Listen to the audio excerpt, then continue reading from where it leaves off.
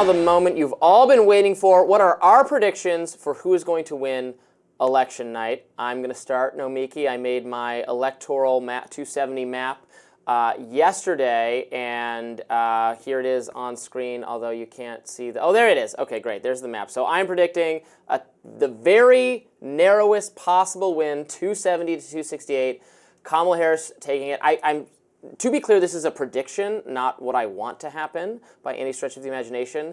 I could also very well be wrong. I have no confidence in this. I'm far less confident than I was in any other election in my lifetime, probably. I have Kamala Harris winning Pennsylvania. If Donald Trump wins Pennsylvania, that's it. He will win the election. I will not be at all surprised if that happens. To be clear, so don't come at me 2 days from now and say, ha ha, Robby, you were wrong. You never knew this could happen. No, it's a coin flip. Donald Trump absolutely could win. He could win in a blowout. I am not saying that's outside the realm of possibility. But my prediction is that he does take Nevada, where Kamala Harris is currently projected to win, but that she will hold on to those 3 blue wall states, and he's going to flip back Arizona. So he's going to improve on his performance versus Joe Biden because he's going to take Nevada and Arizona and Georgia, but that will not be quite enough to win unless something weird happens, and here I don't actually even understand how this works, but in in Nebraska and Maine, where they don't exactly do the electoral votes for the whole state, this is possible, and Nate Silver has said there's like a 1% chance of this, which is actually a lot, that we have a 269-269 tie.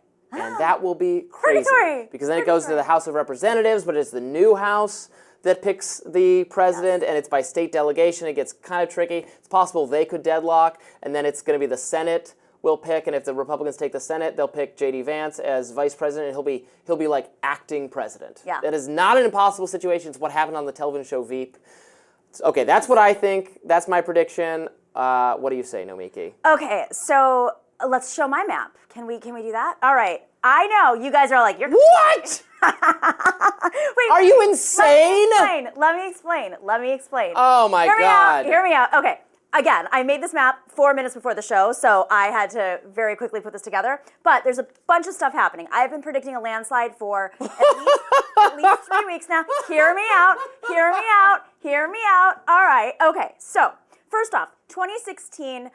Donald Trump has a smaller coalition than 2020 and 2016. 2016 was his biggest coalition. He had a lot more older voters at that time. Since then, it's been 8 years. Several older voters have unfortunately died, also COVID deaths. So let's just start with age, right? She is doing far better than any other Democrat since 2000, as I've said before, with older voters. R plus 13 average, Republican plus 13 for those voters over 50, and she is winning with them, especially with women, but also with men. He is only doing well with one demographic, and that is young men under the age of 40 who are the least reliable voters. That's why he's doing the full podcast thing. It's why every Republican, mainstream Republican, is trying to get him to expand his coalition. He has a smaller coalition since 2020, since storming the Capitol, and we're seeing that in the exit polls already. People saying things like, yeah, I voted for him in 2020, but January 6th happened. She is doing exceedingly well, more than in the past, with young women women are the most reliable voters. And in exit polls in some states, she's doubling women to men in these early voting states. It is double the number of women voting for men. You effectively think the poll... Let me keep going. Okay. Also, polls skew older. The polls have been hyper-corrected, as we know, to reflect 2016 concerns. But they also skew older, and she is doing not just very well with older voters, but also with younger voters. The only demographic he's doing well with is young men at this point. He took 2 weeks ago, he was getting a few points from African Americans. That's balanced out to 2020 levels. And then last but not least, a community I have worked for the last 8 years with very deeply, the Puerto Rican community and Latino vote. And I think what happened at Madison Square Garden is going to have a reverberating effect. In Pennsylvania alone, there are 450,000 Puerto Rican voters, 680,000 Latino voters, and right now it seems like she is really pulling them back into her favor. And I think it's all going to come down to Reading, Pennsylvania, where they closed out the election. I'm not saying it's going to be a landslide in some of these states, but... I mean, I agree with you it's going to come down to Pennsylvania, and that she could win Pennsylvania. That is my prediction. But you have her winning Texas and Florida? Yeah. Puerto Rican vote. Okay, I will wear a White Dudes for Harris Latinos. t-shirt on this show. Texas was already if kind she of in the wins Texas and Florida. There is no way on God's green earth that's going to happen. That is insane. The problem with Democrats, and I got a lot You of think the polls are massively wrong in Trump's favor?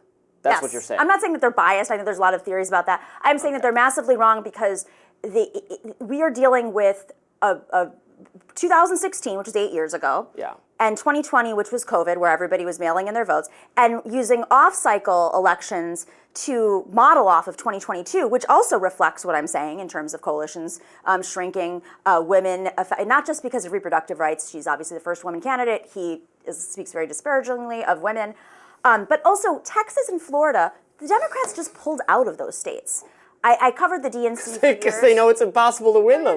No. Well, no, because the model of Democratic Party at the time was very much like, we're not funding state parties anymore. That is a major problem that occurred out of Barack Obama's presidency. They used to fund every single state party. That was the 50-state strategy. Howard Dean popularized that.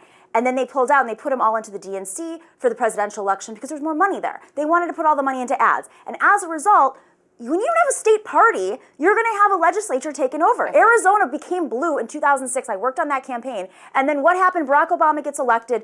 They pull the funding from the state party, and he replaces the governor, Napolitano, and a Republican wins the governorship of Arizona. So we actually were blue in 2006. But when Democrats don't fund their parties, yeah, Republicans are going to win. So now we have an opportunity to invest in the states.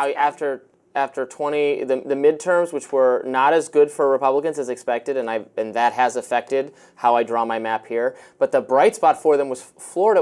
Ron DeSantis crushed it. It has been turned into such a red state. Fight for 15, Planned Parenthood was on the ballot, and Democrats won with those issues. No way on earth. Nostradamus, Nomstradamus, that's what you can call me. Yeah, that's Nomiki Stradamus. I got it. Nomstradamus. All right, well, there you have it. One more, gotta say it. This is science. My astrologer, everyone, Twitter's astrologer, predicted this.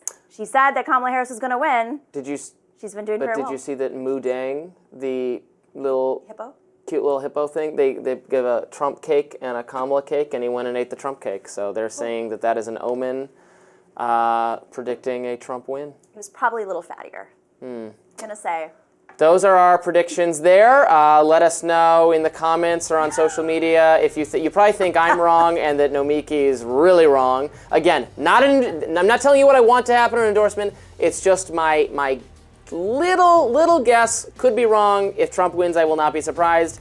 Maybe we'll know tomorrow. Maybe we won't. But we will be talking about it all tonight on The Hill's special election coverage and back here tomorrow. See you then.